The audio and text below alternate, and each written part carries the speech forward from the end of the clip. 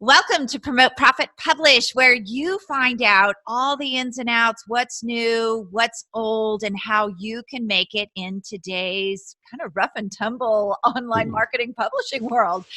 sounds scary. I know it's getting rough out there because we're making changes again. So before we get started with today's extraordinary guest, I want to invite you to go over to YouTube and like us, follow us over on Superbrand Publishing. And then, you're listening to this all the time. I know you are. I see the downloads. So subscribe to us and leave us a review. I'm going to start reading reviews at the end of the show. So if you leave us a review, you might actually get a shout out one of these days. So my guest today is Doug Sandler, and he is an entrepreneur and a podcast industry leader. His book, Nice Guys Finish First, is a number one ranked Amazon bestseller. As a podcast host of the Nice Guys on Business, Doug has interviewed Gary Vee, Ariana Huffington, John C. Maxwell, and dozens of celebrities. He does live in celebrity world in Los Angeles, so that makes sense. Doug is a nationally recognized speaker, writer, and founder of TurnKey Podcast Productions, providing podcast production, editing, and launch services. His Nice Guys podcast with over 1,000 episodes has been downloaded 3.5 million times in 175 countries. Wow. So, Doug, welcome. Juliet, thank you so much for having me on your show. I'm excited to be here. It's very rare that I get the opportunity to be on this side of the microphone. I'm always on your side of the microphone doing the interviews. So thank you for having me here. Right. We're going to change that, Doug, because you got to get out and be interviewed more. You're really good at it. Well, thanks. Thanks so much. And I very much enjoy being able to, and I apologize for the t-shirt, but I felt like this is the first appointment in the morning. Those that are tuning in now, this is, it's 8 a.m. my time in LA. And I very rarely do anything before 10 a.m. only because I just get my wheels going. I got my coffee. So I put my coffee t-shirt on. So I'm hoping you don't mind the informality of the t-shirt. No, that's okay. I rarely dress up. My only caveat, I do interviews all the same day because I don't want to wear makeup. So I'm kind of in the same, your t-shirt, my makeup. It doesn't work for me to wear it every day. Totally so understand. We're good. Well, thank you. So you actually, and I just want to talk about this a little bit because most people who are getting into podcasting, I think I shared with you, I was just in an event, and out of the probably 40 people at the event, 30 of them want to be podcasters. Absolutely. And that requires sort of a transition and sometimes a whole makeover. Tell us about yours and how you got here. Yeah, thanks for the question. Very rare I get to talk about that 2013 career reinvention. I actually spent 30 years before that as an entertainer. Now, not the kind of entertainer that you may be familiar with, the kind of entertainer that I was actually an MC at 2,100 bar mitzvahs in my career. So I've had the chance to be, I don't even know how, entertaining kids, adults. 150 people. That's probably 3.9 million people that have been to my events over the last 30 years. Wow. So you like have, what is it? Have a Nagila? Yeah, that's right. The horror. Yeah, exactly. The horror, like over and over and over in your head. Oh my gosh, so many songs. And I love the career. And as a matter of fact, I still have, even though I stopped really taking active bookings back in 2013, I'm watching my, that career, the DJ business slowly fade, but my podcasting business has really boomed, my production company. But on the other side of it, I still do a few of them a year. Right now, I have 20 on the books between now, or actually, I think I have more like 15 on the books between now and the end of 2021. So these things got booked out so far in advance. So when I started looking at this career reinvention, I started thinking about, okay, what am I actually going to do to carry over to this next level in my career?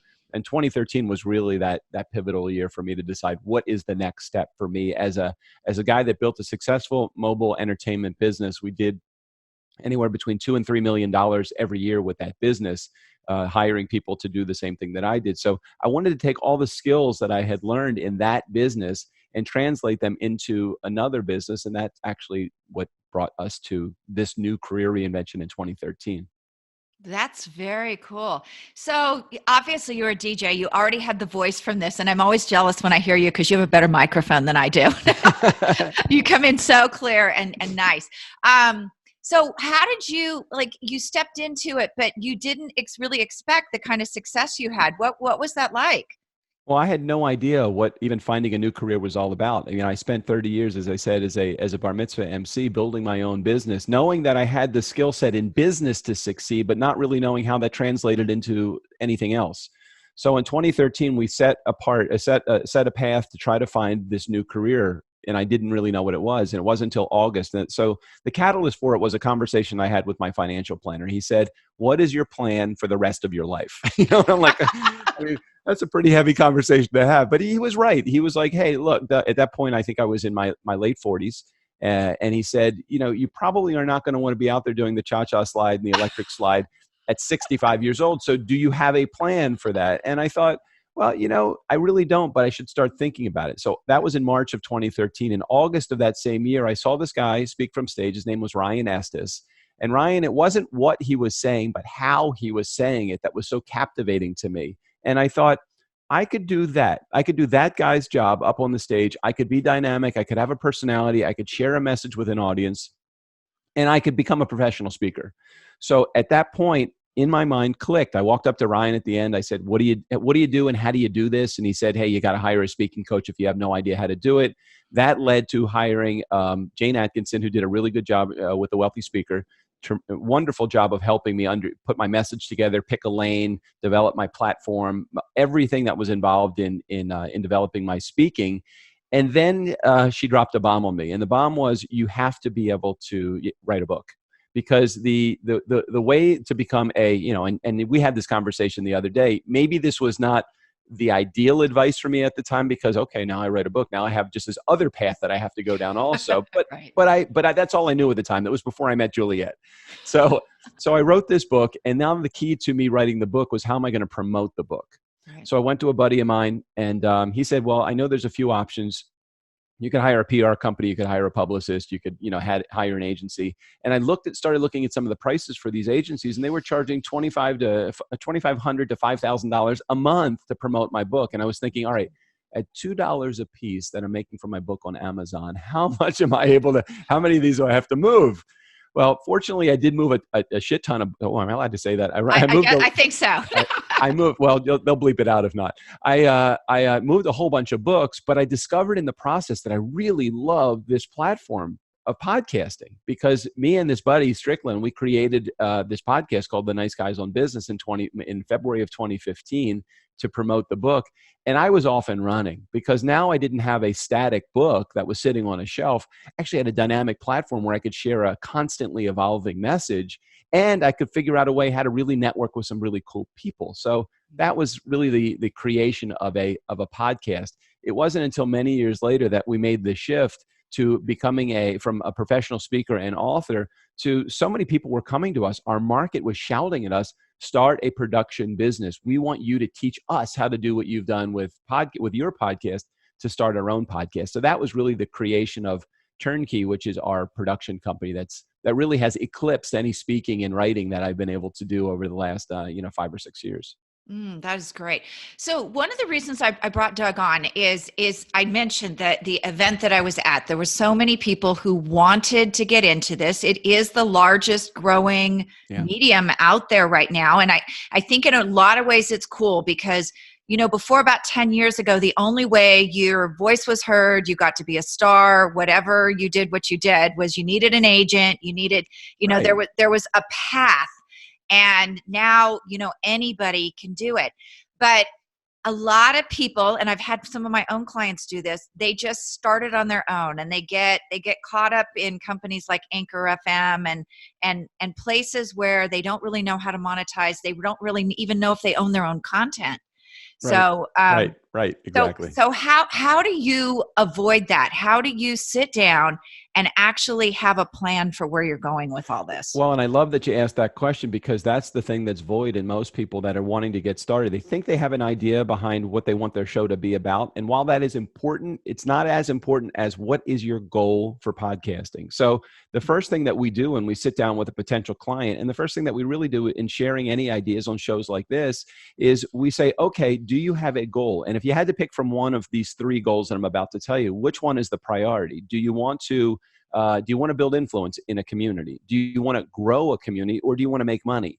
And when you put together those, and normally somewhere in there, all three of those are goals for somebody's reason for getting into podcasting. But really what it comes down to it is, which one, if you had to pick a strategy or a goal for getting into podcasting, what would it be? Money, influence, or community? And based upon that answer, we can now develop a plan, and we can develop okay, you're a guy that's an accountant and you want to share your accounting message with the world, but do you want to do it to become a go-to source for information in the accounting world? Do you want to do it because you want to be, grow your community so that you can provide them products and services to a large community? Or do you want to do it really just to go to the bank? And either one of those is fine. There's no four-letter word in money.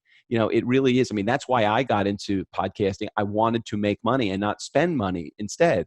And so I always start with, let's come up with a foundation. Why do you actually want to get into podcasting to begin with?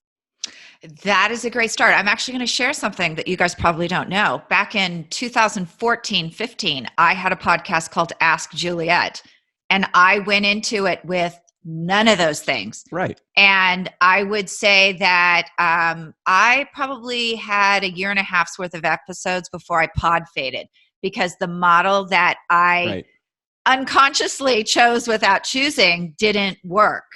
And I realized that. So, and it's funny you said a year and a half, because a year and a half into our run, literally 17 months into our run of podcasting, we had probably a couple of hundred episodes at that time, because we were doing more than one episode a week. We had made absolutely $0 in it. And Strick and I had this hard conversation, and he was my co-host and my partner. We said, hey, is this worth continuing? Now, we enjoyed it so much that we wanted to continue even if we weren't making any money. Yes. But on the other side of it, we wanted to really develop a strategy. Now, the beautiful thing is, it wasn't until an event that we went to called New Media Summit, probably around month 18th or 19th, the 18th or 19th month into doing this, that we developed a strategy of monetization that hit a home run. And from that point on, we turned the gain on. The revenue started flowing. It was just, we had to make a decision. And until we knew that we had to make a decision, we didn't really have a plan in place. We were just, okay, let's show up on Tuesday and talk about business and interview, successful people and see what happens. Well, that's not really a good strategy. You really need to have a plan in place to monetize. And once we finally set in place the plan to monetize, off and run in the race, and then other people noticed this, because we would share that with people that would come on the show, and with friends that wanted to get into podcasting, and they're like, hey, could you teach us how to do this? And our first client is a guy named Lou Diamond. He created a show called Thrive Loud, not the Lou Diamond Phillips, but another Lou Diamond. And Lou is like such a flag waver for us. And he goes out and he says, hey, and this is the reality of where his business has gone. He said in his first 2 years of putting his podcast together, he's made over $300,000 with his show. So for us, we look at that and say, it's not only good for us, it's not only something that works for us, because we've made well more than that with our show, but we thought, if we can do it, can we teach anybody else to do it, or is it just a fluke for us? And he's actually done it as well. And there's several other people that are on our client list that have actually made a home run. But if you treat it like a hobby, you're going to get hobby results. You treat it like a real business, and you're going to get business results. So he took it in as a part of his entire business model, and has done extremely well with it, as we have too, fortunately. Isn't it? I mean, I think it's fabulous that you guys kind of, I don't want to say tripped your way in, but you had something that was successful and then decided, can I teach others? That's sort of what I did with the publishing as well. It's a good model when you know what you're doing. Well, when you're keep this in mind as you're listening to Juliet's message and sharing this on her, as she's sharing it on her show. Remember this: if you're inflexible with how you present your message and how you get your business, then you may not have positive results. If you're flexible to listen to what your market says. If your market says we want an online course, and you're like, well, I don't know how to build an online course, I'm not going to do that. If you say that and ignore that, you're losing dollars. You're missing opportunities. So listen to your community. And in the beginning, it was such a small community. We had a handful of people that told us that they want this from us. And I even said to Lou, who was our first client, I said, Lou, I want to do this, but I have no idea how to charge you for it. Can you help me come up with that? And literally, Lou, we had a planning session where we just decided on a dollar amount, and we thought it was fair for us. We thought it was fair for him. And again, we were off and running. And from that point on, we have developed a system and a strategy for how to find shows or how to build shows that make money, build influence and community, because those are really the three reasons people get into podcasting to begin with. And that is so great. I'm part of a mastermind right now that they're kind of testing. It's $97 a month, and I feel like I'm getting more out of it than I am from the things I'm paying $700 or $800 a month for. So it's cool to test it out like that and really see the value too. So you guys kind of got that exchange of give me feedback for a little bit of money. Yeah, and what I share with the people that are in your community, it doesn't mean that you have to completely shift careers from one career as a professional speaker to a podcast producer. That wasn't my goal, but Mhm. I looked at it and said, hey, listen, if I can sit at this microphone and every time I open up this microphone, I'm just going to give you a hypothetical because this isn't the reality of every day. But if every time I open up this microphone, I make $5,000, or I could travel across the country to make $5,000 to $10,000 and spend 3 days doing it back and forth by professionally speaking, which one would you rather do? And some people might say, oh, I'd rather travel across the country. It's fun. It's exciting. It's romantic. It's that whatever. But I'm like, I go on this adrenaline high for 45 minutes to deliver a keynote speech. Took me a day to get there, a day to get home. I'm doing hotels where I don't want to be, having people breathe on me that I don't want to. I'd rather sit in my pajamas and make the same money from my house. So why not do it that way? But you don't have to do that. You can use your podcast as a tool to grow your speaking business. You can use it as a tool to grow your platform, to grow your influence, to build your community that will in turn hire you to go out and speak at their events. So there really is a nice fold in there for how you can use podcasting as an effective forum to share your message with your community. There definitely is. And I'll just share, I think I shared this with you yesterday. I'm not sure if I did or not, but one of the things that I do with my podcast is after I have an appointment with someone, if they haven't purchased, I actually know where their weaknesses are now. So I can drop a podcast into the thank you note and say, hey, I hope this helps you get to where you want to be. And if I do that enough, usually I'm showing them, look, I have a great deal of knowledge in this area and I'd love to work with you. So there's other benefits to having that Oh my podcast. gosh. They're great content that you can kind of drip out in different ways. Well, you just gave me a marketing idea that I've never even used. Oh, well, So the beauty of it is, we're always learning new ideas. How can I market my podcast production businesses? And I do have a strategy oftentimes of the people that come on my show. They're great messages and they can share with my community and help share a wonderful message. But I find oftentimes that they're also the same people that become clients. mhm. So why would I ignore the fact that, imagine this, professional speakers that are listening to Juliet's show right now. Imagine bringing somebody on as a guest on your show when you develop a podcast, and even without a big audience, even with a tiny audience, you don't even need an audience to do this. But imagine having somebody come on your show that not only has a great message to share with your community of people that you're building in your audience, but is also in a position to hire you to come into their conference to share your message with Right. their audience. Now you've had an opportunity to build a relationship with them for 60 minutes on a podcast. And at the end of the podcast, you can say, hey, I loved sharing your message with my community. And I'm not even sure if you're in a position to put me in front of your community. But if you have events, I would love to be able to speak in front of your community. Oftentimes the events, the things that I'm getting business from, the people I'm getting business from are the people that were sitting in that guest chair because I've had a chance to share a little of my personality. They can see what I'm about. I kind of drop a little bit of nuggets of my wisdom during my podcast. The fact that I have a book, the fact that I've been a professional speaker, Right. it doesn't hurt. And you're kind of shifting from talking to your guest to talking to your community for a second. See, nice guy community, this is what I've been talking about all the time. Nice guys do finish first. You return your calls, you return your emails, you're on time for your appointments, you're reaching out. And then they're like, oh, maybe this guy is somebody that would be able to share a message with my community. It's a great message. And I haven't even really directly talked to them. I've talked to my community and then shifting back to them again.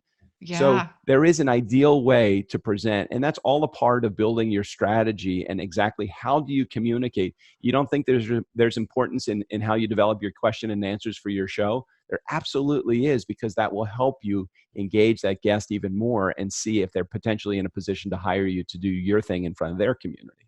That's so true. And you guys, I don't want you to limit this. I just really think about this. Doug has podcasting and he can do that in the podcasting world. I have, my quiz publishing.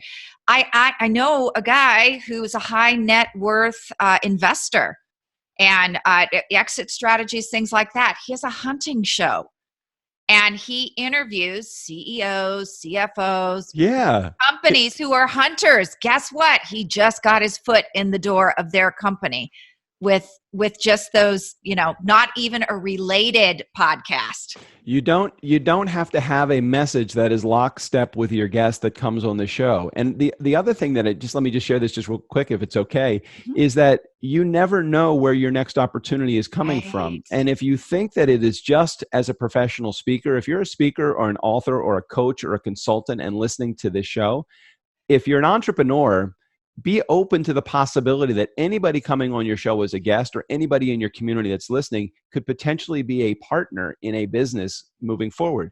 We've made hundreds of thousands of dollars in the last 3 years since we've really hit a stride of what this business is all about with TurnKey.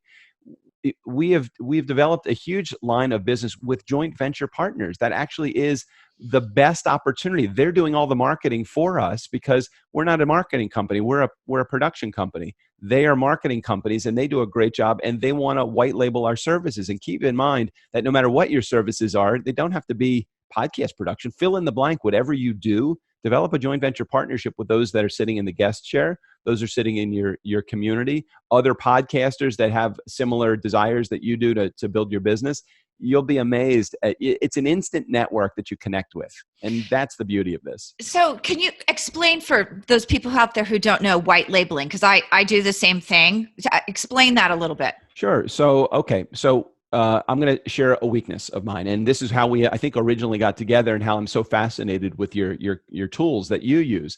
I am not a great marketing company. We have a team of 7 of us now, and none of us are marketers. I'm a relationship builder. I'm good at closing deals, but I'm not good at getting the phone to ring.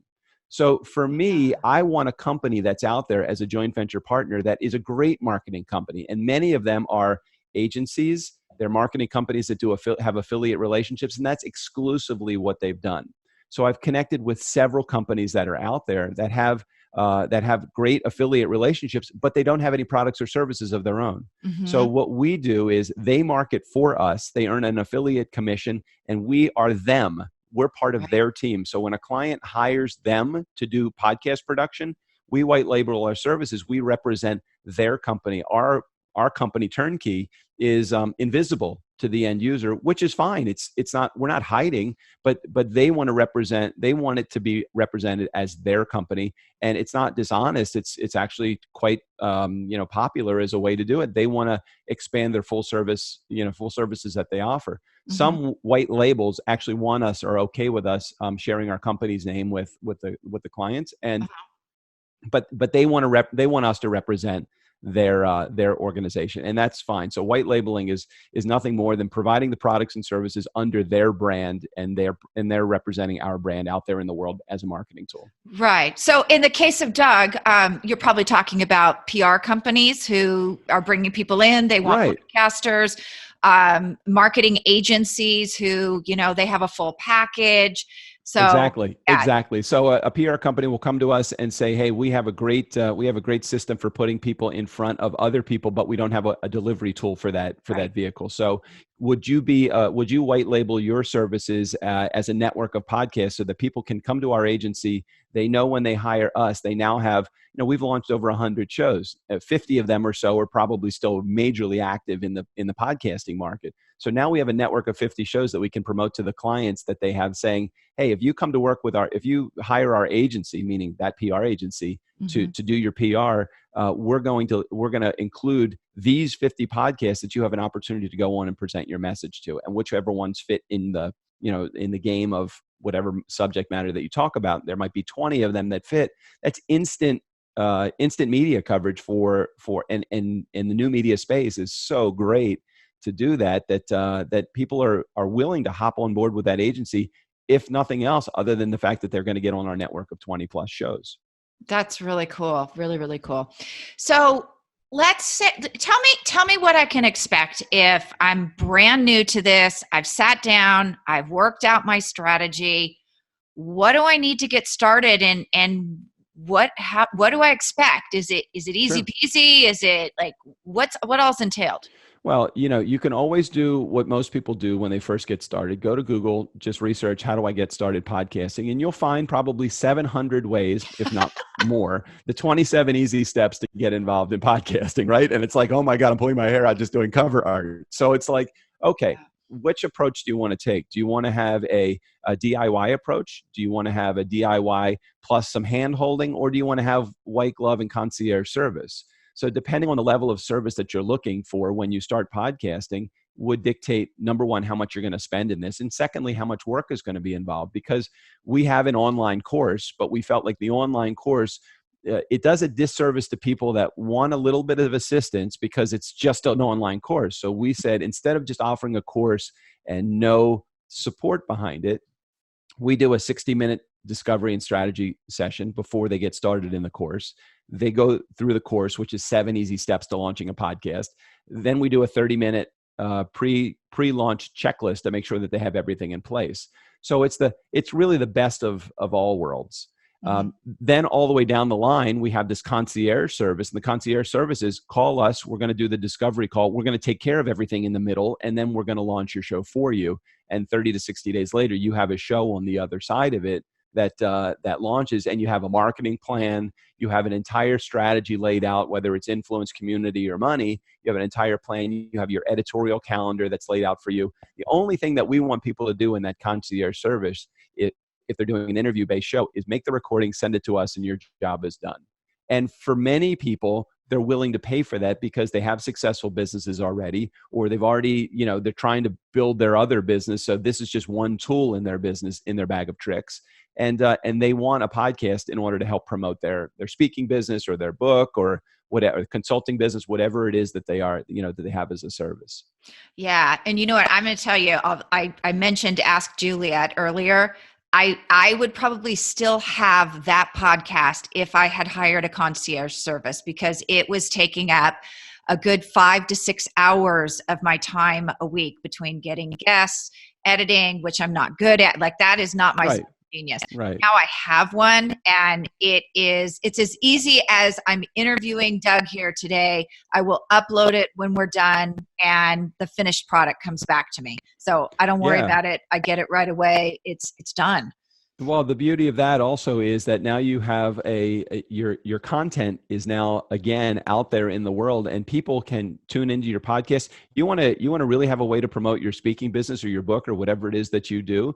Create a podcast episode about what you do, how you do it, how the process works for you, and every prospective client that calls for you, just send them a copy of that episode. They get to listen to it in their car while they're working out, while they're walking their dog, doing their grass. It's a great opportunity for you to show your personality and share any of the goodies that you have. And it's not even a sales call. It's just now you're a star in somebody's ears. When people I love the idea when people come on the show, because we have now been around for 5 years, because we do have 1,000+ episodes, because I've interviewed some really top names, people sometimes come on our show and have that little bit of starstruck feeling. And I'm like, just relax. Everything is cool. All we're doing is creating content. And we've just developed a successful business from it, which is what most people can do if they just follow the strategy that we lay out for them. Yeah. And it's fun. I meet so many interesting people. I think I shared with you yesterday. I have a strategy that I use over on LinkedIn, and half the people I meet will never be on my podcast. I will never be on theirs. But when we talk about their podcast, they're like, who knew there was a whole podcast on chocolate? Oh my God, there's podcasts on everything. It's like you can go and say, okay, I want a podcast for funeral home directors. Believe it or not, there are many podcasts. Yes, I don't know what they talk about. I've never tuned in, but I can only imagine that for every level, every type of business, if you think, oh, well, my business is unique, this isn't going to work for me. If you're a speaker and you're thinking my business is unique, this won't work for me, can you call me? Because I'm telling you, the idea behind it won't work for you is silly. This will work for anybody, which is partly why so many people are getting in podcasting, which is also why so many people fail and quit at podcasting. The term is pod fade, 12 episodes or less. I would say a good 90% of podcasts have not released an episode in the last 90 days, which means they've suffered from pod fade. 85% of podcasters that are out there are not making any money. The Right. other 15%, a small sliver, are making enough money to actually create build a living and create a lifestyle for them. So our job is to teach you how to build a lifestyle from your show, not how do I have this other thing on the side that's just going to be a time suck for me. That's not a success for me. I want it to be successful for our clients. And if you tune into the coaching that we provide and you tune into the strategy building that we do, you will succeed. We are not special. I can promise you, I am not special at this. It's just something that I was silly enough to stay in the game long enough to make it work because I was so determined. I'm like, this is the best thing. I get to share my voice and my message on a podcast rather than this blog that I dread writing every week. And so this podcast has been an opportunity. It's been a huge moneymaker, and I love the opportunities that it's provided me. Yeah. And if you have any doubts about, is my idea valid, put a pitch together and go to one of those events. Scott Carson just had the mass media where the day before was the Petchapod, or I think Steve Olsher's new Media Summit. Yeah, they're almost all of them have pitch fest now. So if you have any doubt about will this idea sell, pitch it in front of a bunch of people and see what the response is. It's great. And, I have a client, and I won't mention her name, but I have a client right now who is in the paralysis through analysis mode. She had an idea, she released 5 episodes. She didn't love the episodes and she froze because she was thinking, I hate this. I don't like this. Nobody's responding. And I'm thinking, you've literally given this 5 weeks. Yeah. You've literally given this 5 weeks. Could you be a little less harsh on yourself? So, right. And think about this as you're listening to this. And if you are a professional speaker, and we come back to this because I think, I can relate certainly to the professional speaking environment because I am, and I was one for an extended period of time for full time. Think about how bad you were until you were good. Right. You're not going to be great when you come out of the gate podcasting, but if you give it time, we weren't good. I listened back to some of we reposted our episode number 1 a couple of years ago, even though we're 5 years in. And I listened to that episode 1 and I'm like, oh my God, this was horrible. But our community wanted to hear it again as a bonus. So we threw it out there just so they could hear it.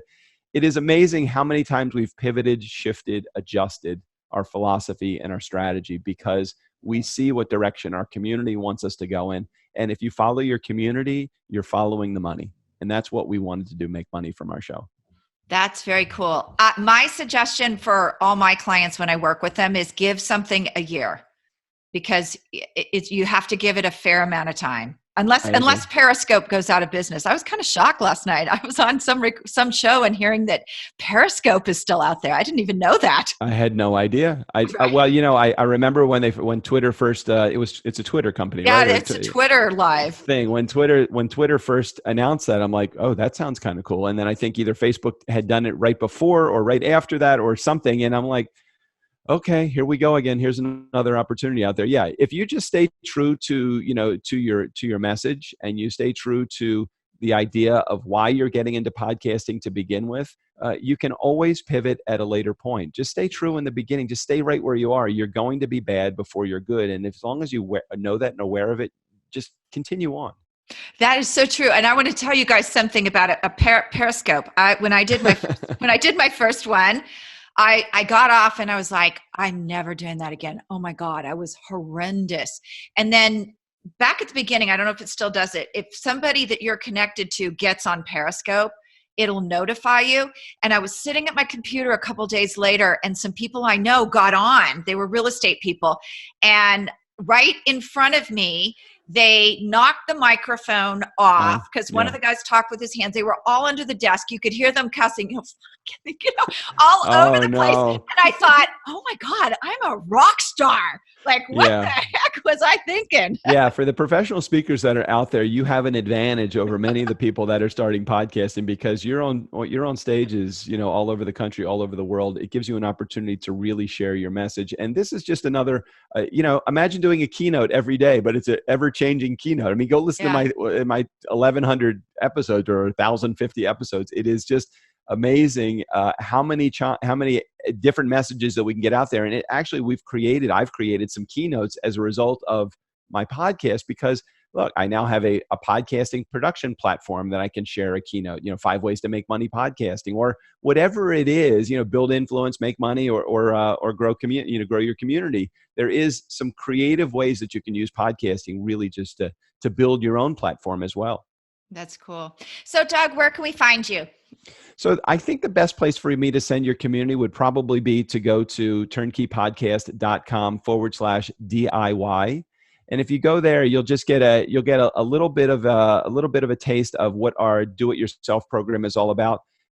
Certainly click on the contact me page if there is some more information that you want. I can do a free consultation so you guys have some more information about how to build strategy, how to take a deeper dive into some of these things, kick the tires and see if podcasting really is for you. But I think the first place to start would be on that turnkeypodcast.com/DIY. That way you can even see if does podcasting really make sense for me. And if you feel like it makes sense for you, then absolutely we will put together a plan for you to build a show. Sounds good. Thank you so much for being on today. My pleasure. Thanks, Julia. Thanks for having me.